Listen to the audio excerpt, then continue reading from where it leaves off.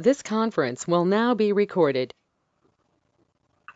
Good morning and welcome to the Empress of Biz. This is JoAnn Forrester doing the most favorite thing in the world she loves is talking to small business people who have been there, done that, and are experiencing all kinds of activities that they can share with you and their wisdom and sometimes their mistakes because the Empress of Biz likes to be honest with you. And she has been known to make some Lulu of mistakes. So this morning, I have two charming gentlemen, my co-host, Sal Acosta, who we have been doing a series on financing, getting money, and often the traditional ways of getting money have dried up. Or the banks want you to do, how do I say it? They want you to do such a big loan, it's not in your favor.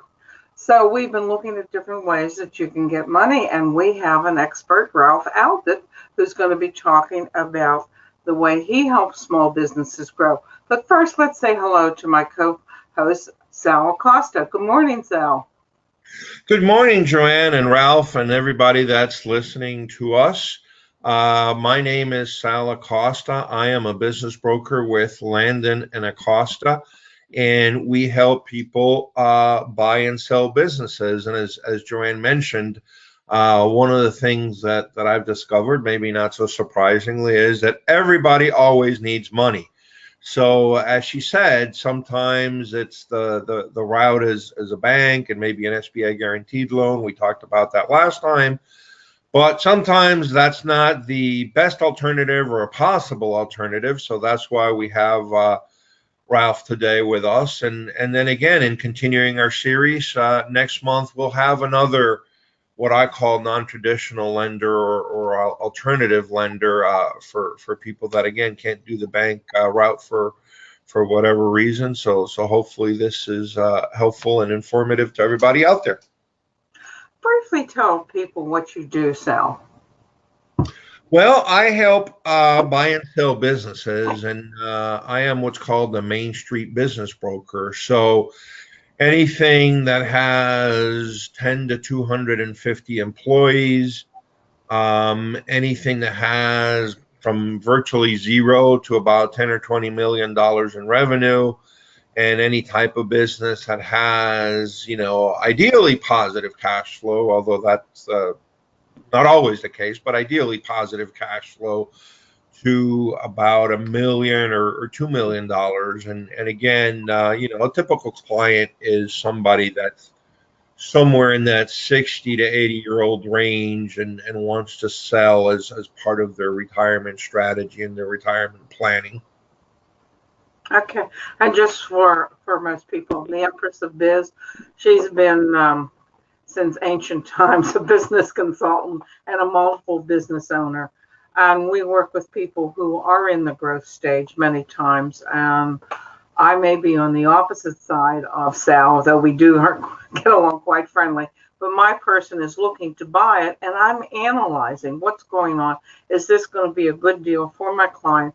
Is this going to be something that they can afford and that they understand what they're getting into? So it's good to work with Sal to see, so we can make some good matches for people and make sure that that purchase of the business is something that in 20 years later, Sal will be selling it again happily.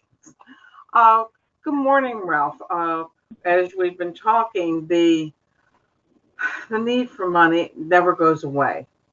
And you are with a company called Liquid Capital. Would you tell us what Liquid Capital is? Oh, no, we're with Prospera Advisory, and we are a private lender.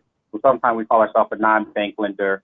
We don't take deposits from people. We're strictly there to provide loans for businesses that may be in trouble or may need that time to turn around their business.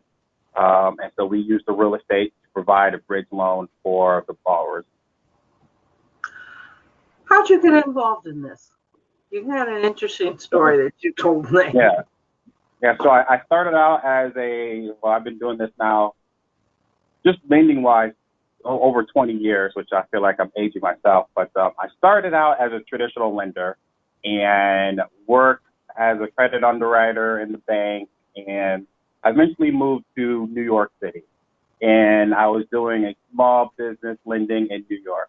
Now, lending in the Midwest and lending in New York was totally different.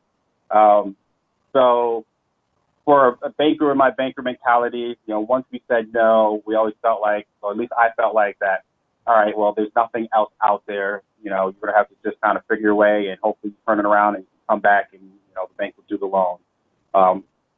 Living out in New York and lending out in New York, I found that there was a whole other world out there. Once the bank says no, that is not the end of it. There's other lenders that can help, and other lenders out there, non-traditional lenders that can help the business grow, finance whatever they need to finance. And I had no idea that was out there. So I've learned many things. So once I kind of start learning, all these other lenders are out there. So once I say no, or even if I do a portion of the loan, they can come in and still help, and maybe could do the whole loan. And so that got my eyes wide open to say, you know what, I'd rather be on this side than the bank side. We know that banks are very tight. Credit boxes come and go. Banks like industries, don't like industries. It's very fluid. And so it provides a whole world for the borrowers to kind of have a stable funding source. Well, so in other words, once you got to the Big Apple, the world opened up, huh? It really did. I was like, I'm not in the Midwest any longer, and it taught me a ton of life lessons, lending, and things that I could go on with many stories on the things that I learned there. I always say that sometime we should have a lunch and get all of us together, or a dinner, and put the wine in the middle of the table and just shoot our stories, because they are amazing. Exactly. Let me ask you a question, not to get too far ahead of the story, but with what you're doing right now for the people that are interested that might benefit from this, what type of footprint are you covering, and what type of deal size are you covering? So we mainly focus on the Midwest. So that'd be Ohio, Michigan, Pennsylvania, Indiana, West Virginia, but we will lend nationally. So we say just we focus on the Midwest because we still like to go the old-fashioned and meet the borrowers, see the property. So we are a national footprint, but the majority of our stuff is in the Midwest here. And then our loan size are anything from as low as $100,000 and up. And when you say loan size, what are the terms, period-wise, that we're looking at, Ralph? So for our loans, we're looking at between 12 months and 36 months. Okay. So they're typically interest only. And so it's really that bridge to gap whatever funding that you don't have or you need. So that's to get the person to hopefully the stable stage that the bank will look at them. But, I bet people have a tendency to stay with you for a while. They do. They do. Actually, sometimes they just get used to it. It's easy. It's familiar. You don't have all of the regulations that the bank do, the covenants and the constant financial reporting. You don't have all that on our side where you might have it on the bank side. So sometimes they kind of just get used to it and they like it. Now we try to push them back to traditional to the banks because our pricing is much higher. So to pretty much increase your cash flow, they'll get a better rate, and so that's our whole purpose, is really to get them turned around so they can go back to traditional financing and get a better rate than what we can offer. Now, let me ask you a quick question there, because I know from prior conversations, you said that you're not looking for a scenario where people can't repay the loan and you end up with a piece of real estate. In your ideal world, they pay your interest, maybe they do the balloon payment at the end, however it is, but you're looking for a financial transaction where you do not end up with real estate. So with that as a backdrop or a background, how much emphasis do you place on the borrower presenting a business story that makes sense to you, either through a conversation, through a financial forecast, through a business plan, a pitch deck, whatever the case may be, and also understanding that you're backed up by real estate, but Right. but again, how much of that do you need or request or want? We don't really need. I think what we really hold our hat on is we're looking at more on the income of the business or personal income, something to show that it can service the debt at a break even. Or we have the ability to build in an interest reserve. But we do want to see up front that maybe they're working with a business consultant, a turnaround person that is in the business, getting ready to turn around. They have a projections. Like, we don't weigh heavily on projection, but at least you have people in there. They understand what the issues are, and they have a plan laid out. That to us goes a long ways because it's very important. But sometimes we have businesses, once we fund a loan and the pressure of the bank is off of them, then they don't proceed to what they need to do. Because we don't stay on top of them to say, you need to keep pushing, keep pushing. Once we kind of get to about 90 days before the loan matures, we say, okay, give me some, I'll tell you the financials. Have you turned around what you're supposed to be doing to get back to traditional financing? And we find when that pressure's off, they haven't done it. But when they're working with somebody, they usually do it, and they usually are out way before the term of the loan expires. That's often where I come in, because we work with individuals who've gotten involved in the crunch, and how are we going to get out of it? It's not just the one-time financing, because something's happened, and Right. you need to be able to put that correction in place, or they'll be back to you over and over again. But then they keep on depleting their whatever reserves they have, and they're in trouble. Exactly. Because Yeah. we're also looking for an exit strategy. We do our own kind of due diligence to say, is there a reasonable exit strategy? And we also ask the borrowers, what's your exit strategy? And see if there's something reliable. But when they're working with somebody like you guys, we actually put a lot of weight on that. Because we know that you guys are going to be there day to day. We're not going to be there day to day to make sure they turn the business around or do what they need to do to get out. Mm-hmm. Yeah, and I like to get people before they're in absolute crisis, and we're practically making novenas every day if they're going to make it. So, what's different about liquid capital?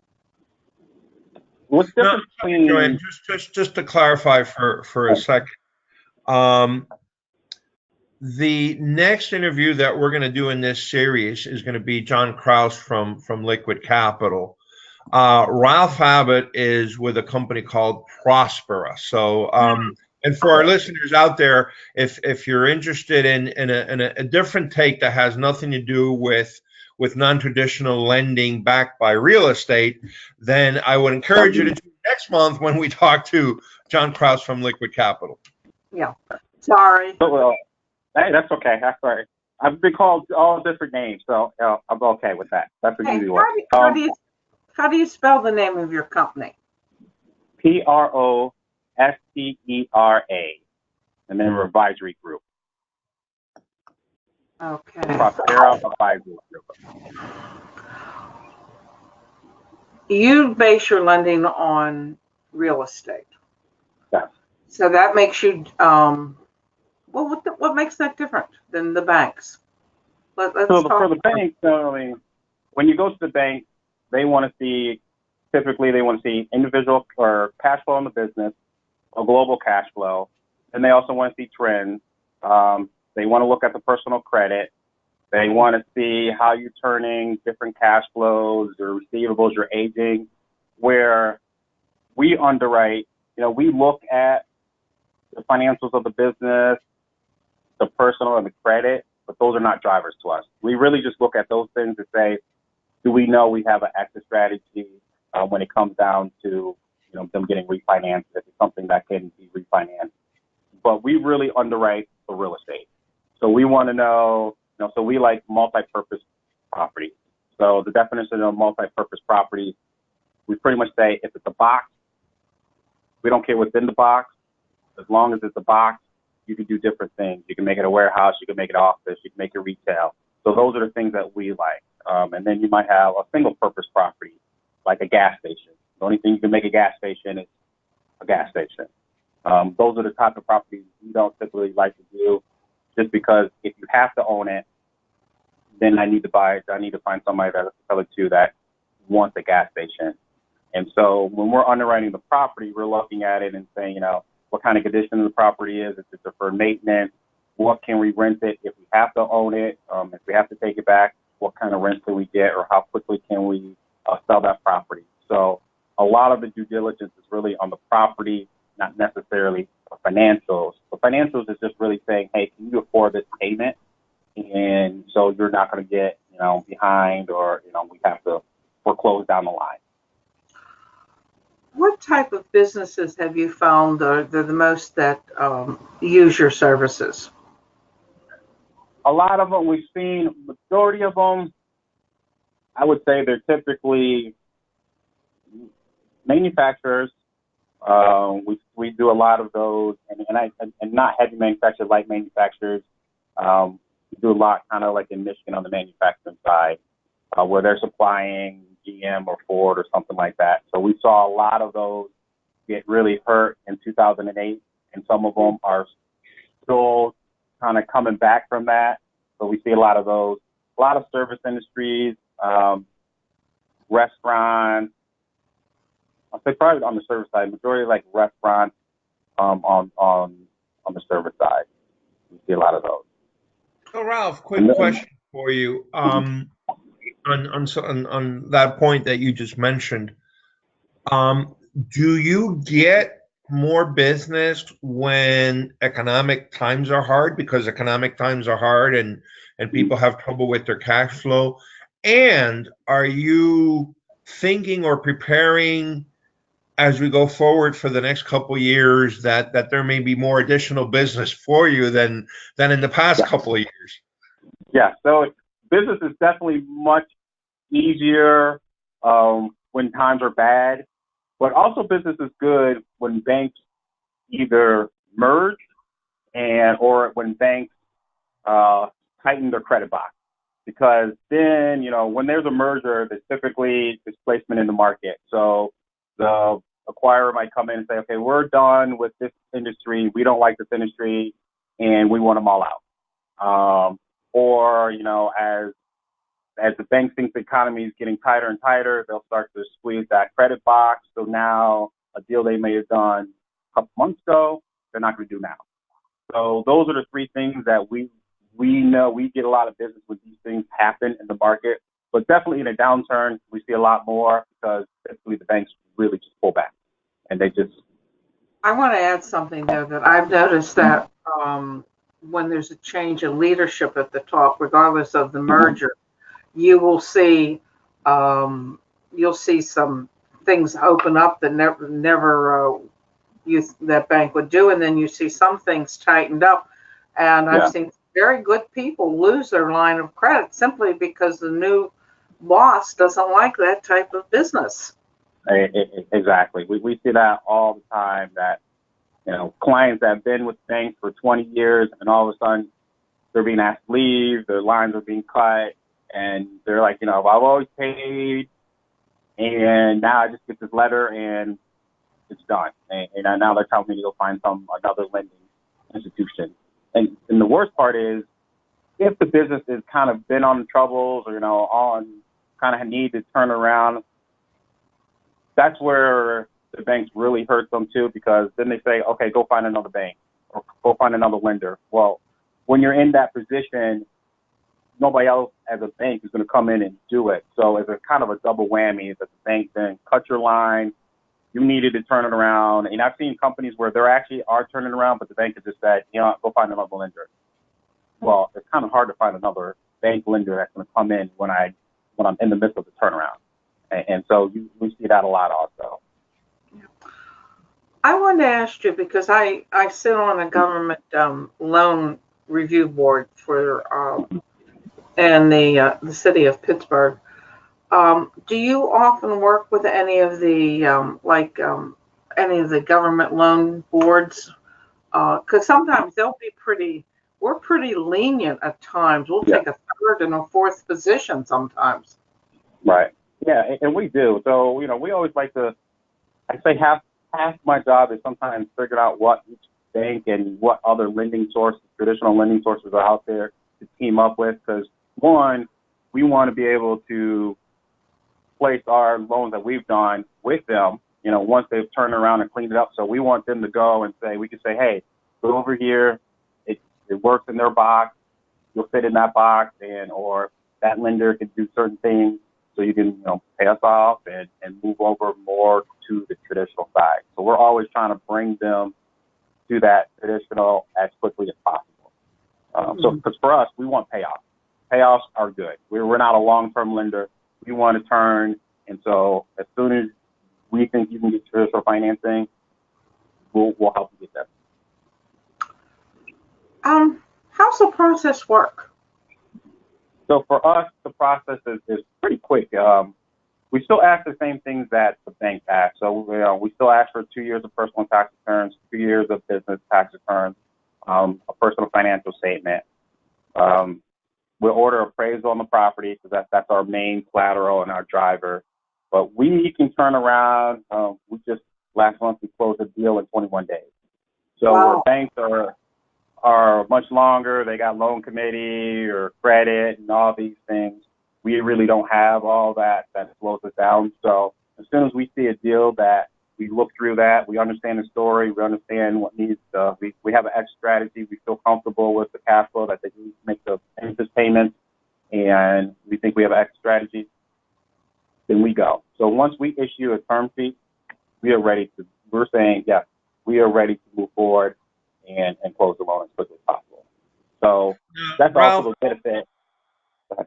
That's also a benefit of, a private lender is we get a lot of people that they go to the bank, 60, 90 days, they still don't have an answer. They're on a time clock, and now they need to close or are going to lose the deal. And that's what we did on a deal here where literally it just came down a time thing. And you had bought the property, you wanted to buy the property, the contract's about to expire, the bank took forever. We came in, we did it in 21 days. Wow. Now also I would say they had the financial package ready to go. So once they came to us, they just dropped it up there and we were ready to go. Mm-hmm. So they had their homework done. I want to go back to something you said because I think it's important and I want everybody out there to understand this and make sure I understand it correctly. So let's say somebody comes to you and gets a loan for $1 million, right? And they can get that within, let's just even say 30 days. Okay. Yeah. And let's say it's you do it for 36 months because again, you're short term and you're intending them to rehabilitate themselves and then go a more traditional route. But I want to go back to the point because I think this is important. Make sure I understand that everybody understands it. So for those 36 months, they are only paying interest on that $1 million. And then 36 months later, you're expecting them to either, again, go to a more traditional lending source or somehow have generated enough money that they can repay back the $1 million. That's how it works. Exactly. So, okay. Yeah, and you have a balloon at the end of that term, and that principal is due. Hopefully we don't get to that term, but it's due, and you're either in the process of getting it refinanced, or you're going to sell the building, or whatever you decide at that time. Okay. And let me ask you this, and you can give me a range because I know what I'm asking you depends on a lot of variables in the specific situation, but just to give people at least a ballpark of what they could be looking at. What would be, let's say, the interest rate range that we would be looking at? You'll be looking at between 10 and 13%. Okay. On that range. And then we charge points at closing between 1% and 3%. So that's what you're looking at. Not bad. I can remember the days, this is going to date me, but we were looking at 18% traditional. So, I mean, when people are whining to me, I just look at them and say, try 18 to 21% from the regular banks. Well, I And remember, by the I way, don't go that far back. Well, I don't go that far back, but I remember when prime was 9, and we're doing loans at 10, 11%. And when I tell people prime used to be at 9, everybody's like, no, no, no. I'm like, you got to go back a little ways. Prime, every quarter, it was going up. We got to 9. I mean, so I don't think people remember those times, but yes, I remember those. So, Yeah. That was in the I 80s was when I was going in to this say one real crazy.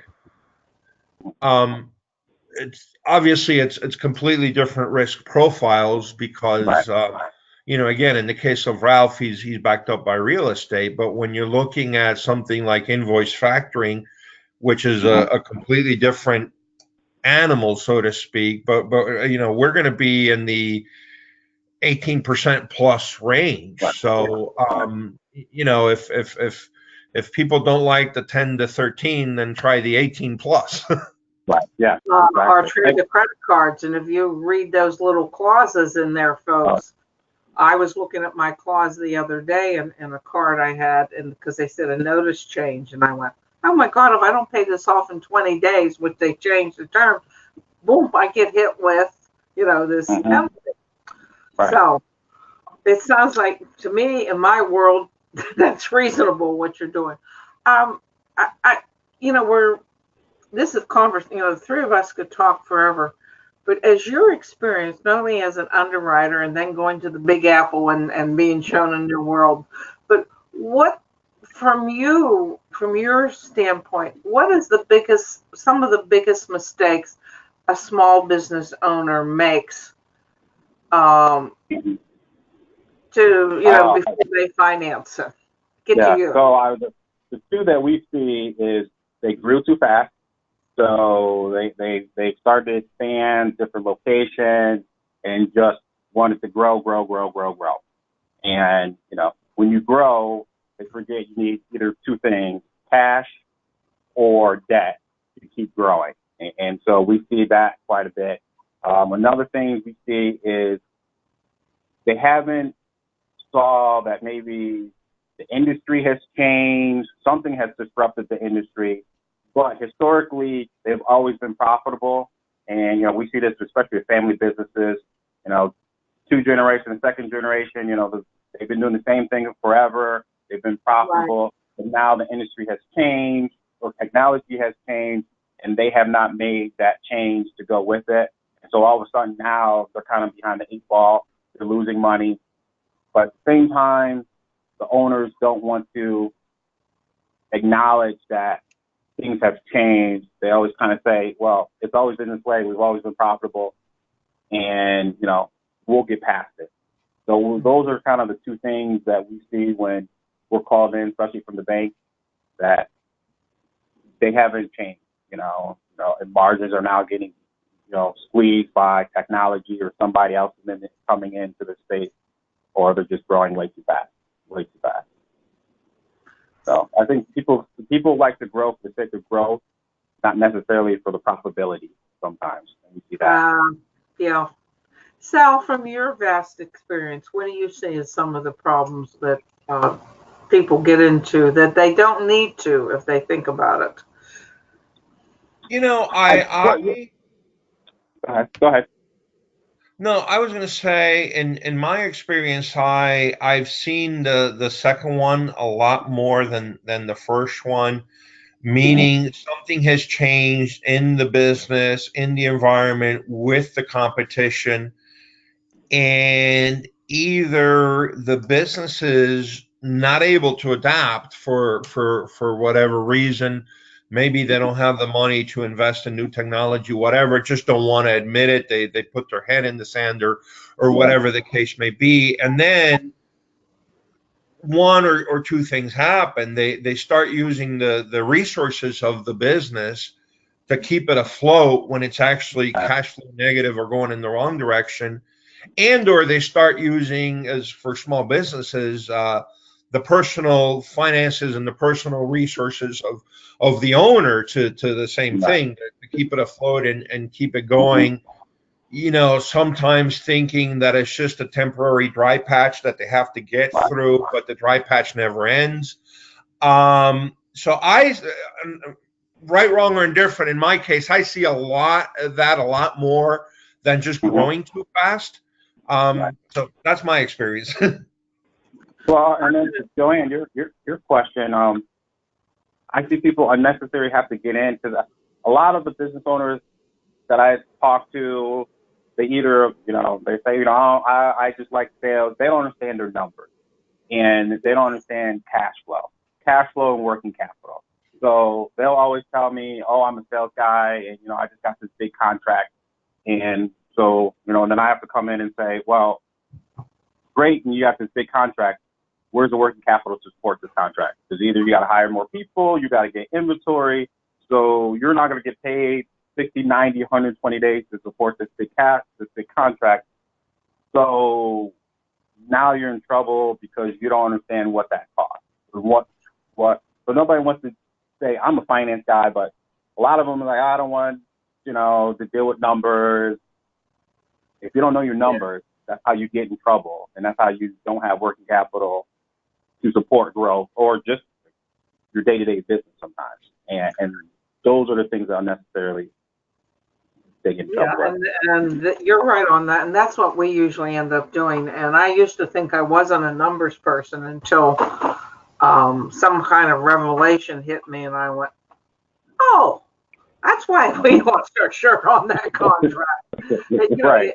And then my business partner, James Martin, he developed a method for us to analyze and show exactly what was happening, that we can tell you down to the hour, if we have to, what it costs you to run your business and what this new business will do to you if you lower your margins or increase your margins. And that's so important. And to hide your head and say, I'm not a numbers person, that means that as soon as I hear that, I just go, okay, I know they need me, but who are they going to bring in to make sure there is a numbers person? Because I'm not going to just help you fix this mess right now, because it will continue. I got a multi-million-dollar business out in Midwest that I keep on hearing I'm not the numbers person, and I just cry. Right. And by the way, let me just maybe add one more thing to all of that, because again, small businesses are a little more risky and a little more fragile, because one or two big contracts or one or two big clients can be critical. And a lot of times the planning correctly based on what's been told to them is they say, okay, we're going to get paid in 30 days. We're going to get paid in 60 days. And you can even run the numbers in Excel and everything works out. But the variable that they don't count on is that the customer really does not pay in 30 or 60 days, but they have to keep paying their employees, because otherwise they'll go work somewhere else. And so they get stuck between that rock and a hard place where they have to keep paying their employees, their landlord, their whatever, but their customer is not paying them. And not to take it too far down the road here, but a lot of times when times start to get tough, their customer's not paying them because they can't pay them because they haven't gotten paid by their customer, right? It's a whole supply chain and everybody's waiting for everybody. But in the meantime, somebody's going out of business. And so part of the planning needs to be for that expected, unexpected situation. Exactly. Yeah. Myself, I got caught in a 6-month clutch with a large bank, and I knew they had the money, but they had every excuse in the world but to pay me. But finally I got it. But I mean, 6 months hurts. Yeah. Ralph, what is the best way to contact you? You can either through email, phone number. I'll give you my phone number. And honestly, I have most people just call me my direct line at 614-339-4255. Even when I'm in the office, I always use my cell phone. I don't know why. So just call that number. My email Repeat that again and a little slower. Okay. All right. 614-339-4255. And the name And of the then firm? it's Prospera Advisory Group. And you can email me at rabbott, R-A-B-B, B as in boy, O-T-T, T as in Tom. So there's two B's, two T's, at Prospera G, I'm going to spell that out, PROSPEERAG.com. Repeat that again. That's A little louder. RABBOTT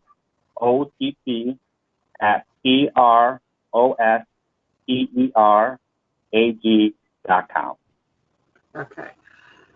I have really enjoyed this conversation. I'd love to get back a group of us just sharing war stories about what goes wrong. I think that would be a great show, Sal.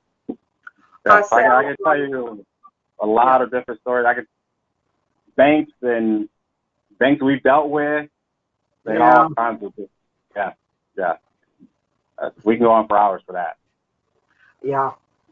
Sal, what's the best way to get a hold of you? Very simple, same thing. I'm with Landon and Acosta. You can call me on my personal cell phone. It's area code 484-358-9470. Again, 484-358-9470. If you would rather email, same thing. My personal email is Sal, S-A-L, 459 at yahoo.com. Again, Sal, S-A-L, 459 at yahoo.com. I'm the Empress of Biz. I'm JoAnn Forrester, the Empress of Biz.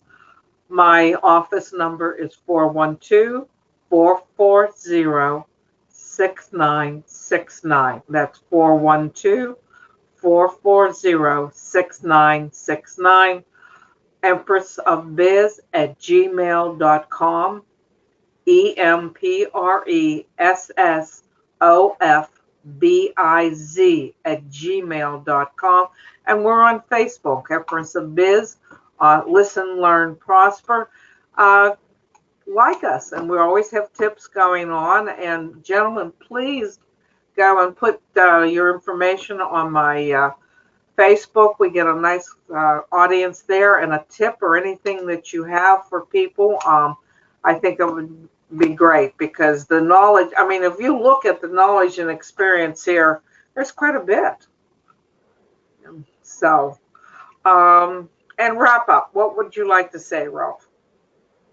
I just want to thank everybody for listening. And even if you just have questions about financing, or if it even works, that's something that you need, feel free to contact me. Because honestly, sometimes we get a lot of leads that I tell them you could probably go to maybe a community bank first. Most of them try the larger banks, and if their box are a little different. So, we're probably the opposite. We sell our product last. We want to make sure that you've done every step before you actually need it. And so we don't try to sell you first. So feel free to contact me questions. And I like your rates. They're reasonable, way reasonable compared to now, but give them a call, folks. Sal, what would you like to wrap up with? Just wanted to say, if there's any listeners out there that are interested in selling their business, typically it's for retirement reasons, but it doesn't have to be for that. Would love to help them in any way that I can. You have my contact information. And also, even if you're thinking of retiring in a couple years, I always encourage people to start that conversation as early as possible, even 5 years early, because if we start with time, there's a lot of things that we can do to set you up and set up your business to be as valuable as possible, to be as easy as possible to sell when you're really ready to do it. So let's start that conversation now, while there's still time to execute all these initiatives to then make it easier down the road. Great advice. And what I like to tell people is that being in business is exciting. It's the thing that I've done for over 35 plus years. it's more risky today than it was when we first started out because of the technology and of the change that's happening so much in the marketplace. What you expected 30 years ago isn't here today. And we help people with that to look through and analyze their company and say, what do we need to do to make it, to pass the business on to the next generation? So this is a good team. I like this conversation. Gentlemen, thank you for your time. May you have a great and prosperous week. Thank you. You too. Thank you, Ralph, for being our guest. Thank you. Thank you, Ralph.